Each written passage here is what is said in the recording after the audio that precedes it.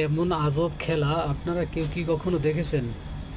যদি দেখে না থাকেন তাহলে এই খেলাটি একটু দেখুন, 1 মিনিটের এই ভিডিওটা দেখে। সে স্টিলের একটা বল কীভাবে মুখে দিয়ে খেয়ে ফেললো। এটা কিন্তু কোনো জাদু খেলা না, বুঝছেন? তার শক্তির খেলা, শক্তির পরীক্ষা। দেখেন, এরপর পানি খাইতেছে, পানি খেয়ে ফেললো। আমাদের সকলকে দেখাইতে আছে যে পানি খাওয়ার পরে সে বল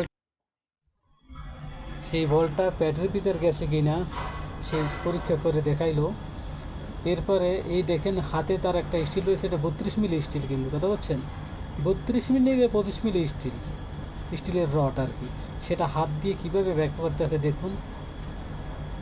হাতে তো কোনো সমস্যা হয় না, দাঁড়ে দেখেন স্টিলের কীভাবে ব্যাখ্যা করে ঘুরিয়ে নিয়ে আসতে আছে। দেখেন দেখেন, আমি তো জীবনে প্রথমবার দেখলাম।